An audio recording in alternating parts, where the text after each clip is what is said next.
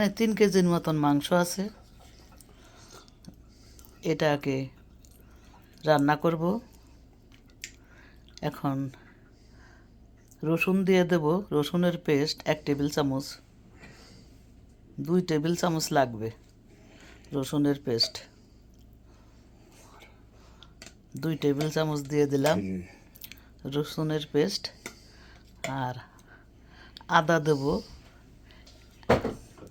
1.5।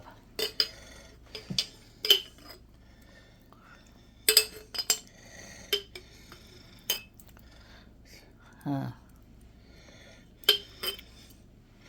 ধনিয়া দিছি 1.5 টেবিল চামচ, ভাজা জিরার গুঁড়া দিয়ে দিলাম।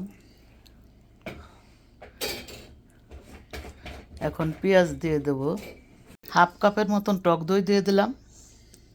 এখন সব কিছু মেখে কিছুক্ষণ ম্যারিনেট করে রাখবো। এখন 1/2 কাপের মতন তেল দিয়ে দিলাম। এখন সব কিছু মাখিয়ে নেব। পেঁয়াজ দিলাম 3 কাপের মতন। এখন তেল দিয়ে দেব।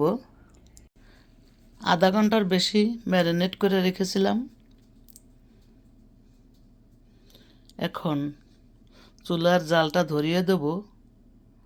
প্রথমে একটু বাড়িয়ে দেব, পরে যখন বলক আসবে তখন জালটা কমিয়ে রাখবো আর কভার করে রাখবো।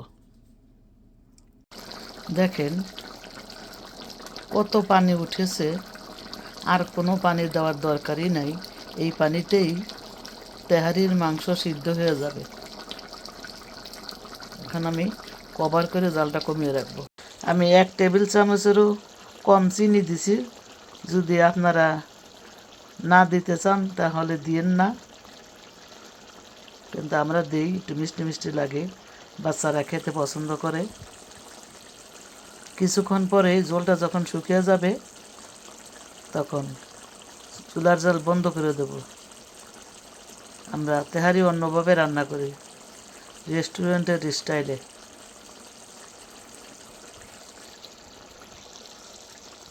তখন এই তেহারির মাংসটা পোলাওয়ের উপর দিয়ে দমে দিয়ে দেব।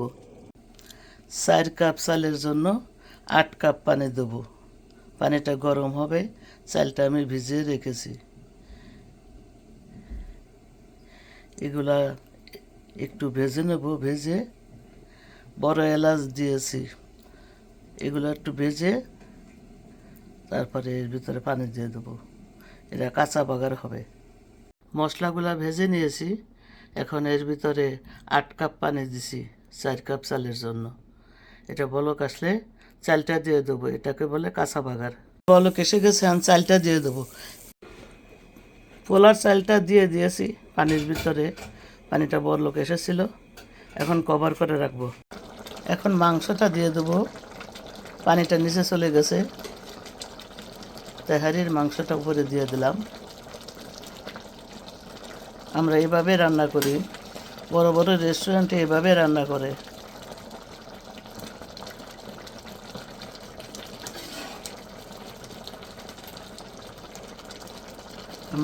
পুরা মাংসটা দিয়া তারপর কভার করে রাখবো।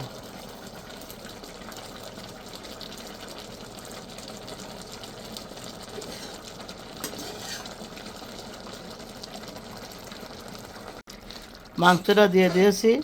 এখন আমি কভার করে রাখবো আর জালটা লো করে রাখবো, চুলার জালটা। তেহারিটা এখন উল্টে দেবো। চালগুলা হয়ে গেল আমার তেহারি। আমার বিফ তেহারিটা রেডি। দেখেন কত সুন্দর করে বানিয়েছি। আর মাংসটাও অনেক সফট, চাপ দিলেই দেখেন গলে যায়।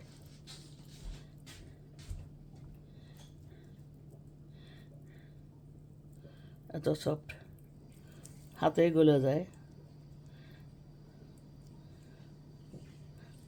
আপনারা এভাবে বানাবেন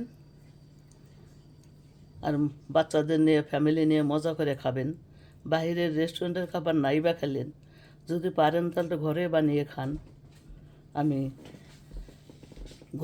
ঘরের মশলা দিয়েই এই তেহারি রান্না করছে। তেহারির কোনো মশলা আমি ইউজ করি নাই। বাসায় মেহমান এসেছিল, তারা খেয়ে বাহাব্বা বলেছে, অনেক প্রশংসা করেছে আমার। তা ভালো থাকেন, অনেক বেশি ভালো থাকেন। আসসালামু আলাইকুম, আল্লাহ হাফেজ।